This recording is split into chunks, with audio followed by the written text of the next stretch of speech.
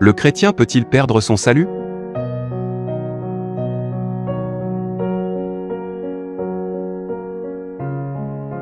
Avant de pouvoir répondre à cette question, il est primordial de savoir comment la Bible définit le chrétien. Un chrétien selon la parole de Dieu n'est pas quelqu'un qui a récité une prière de repentance, ou répondu à l'invitation d'une église locale, ou encore grandi dans une famille chrétienne. C'est plutôt quelqu'un qui a mis toute sa confiance en Jésus-Christ, comme son seul Sauveur et Seigneur, et qui est habité par le Saint-Esprit. D'après cette définition, un chrétien peut-il perdre son salut? Le meilleur moyen d'y répondre est d'examiner ce que la Bible dit du salut, et ce que la perte du salut signifierait. Un chrétien est une nouvelle créature. Si quelqu'un est en Christ, il est une nouvelle créature. Les choses anciennes sont passées, voici, toutes choses sont devenues nouvelles. Un chrétien n'est pas seulement une version améliorée de sa personne, mais une toute nouvelle créature en Christ.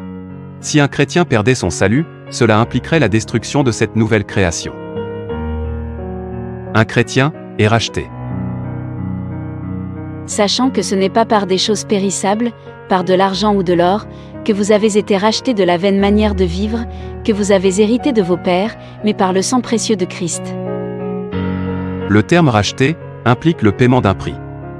Pour qu'un chrétien puisse perdre son salut, Dieu lui-même devrait révoquer son rachat au prix du précieux sang de Christ. Un chrétien est justifié. Étant donc justifiés par la foi, nous avons la paix avec Dieu, par notre Seigneur Jésus-Christ. Justifié signifie déclarer juste. Tous ceux qui acceptent Jésus comme leur Sauveur et Seigneur sont déclarés justes par Dieu. Pour qu'un chrétien perde son salut, Dieu devrait revenir sur sa parole et démentir ce qu'il a précédemment déclaré. Les personnes qui auraient été absous de leur culpabilité devraient de nouveau être jugées et condamnées. Dieu devrait inverser sa propre sentence divine. Un chrétien a la promesse de la vie éternelle. Car Dieu a tant aimé le monde, qu'il a donné son Fils unique, afin que quiconque croit en lui ne périsse point, mais qu'il ait la vie éternelle. Dieu promet à tous ceux qui croient en son Fils, une vie éternelle dans les cieux avec lui. Pour qu'un chrétien puisse perdre son salut, il faudrait redéfinir la vie éternelle, de telle sorte qu'elle ne soit plus éternelle. Chers amis, un chrétien ne peut pas perdre son salut.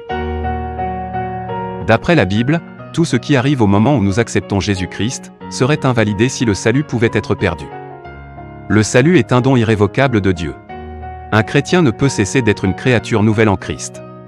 La rédemption ne peut être annulée. La vie éternelle ne peut être temporaire. Dieu ne peut revenir sur sa parole, et la Bible dit qu'il ne peut mentir. Malheureusement, certaines personnes pensent que le chrétien peut bel et bien perdre son salut, en se demandant le sort des chrétiens qui vivent dans le péché, sans se repentir, et le sort des chrétiens qui renient leur foi en Christ. Le problème de ces deux objections est qu'elles partent du point que tous ceux qui se disent chrétiens sont réellement nés de nouveau. Ce qui est faux. Tous ceux qui se disent chrétiens ne sont pas forcément nés de nouveau.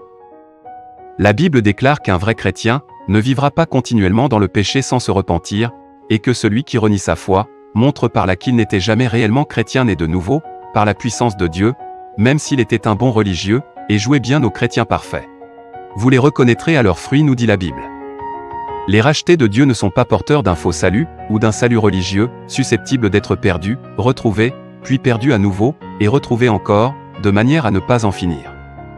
Ils appartiennent plutôt à celui qui est ressuscité, afin de porter des fruits pour Dieu. Chers amis, ce que nous devons retenir est qu'un véritable chrétien selon la définition biblique du terme, ne peut jamais perdre son salut. Le salut est un don de Dieu, envers tous ceux qui ont accepté de suivre Jésus. Seuls ceux qui se revendiquent chrétiens, sans l'être vraiment, peuvent perdre ce salut. Et pour être exact, ils ne perdent pas ce salut, mais ne l'ont jamais reçu.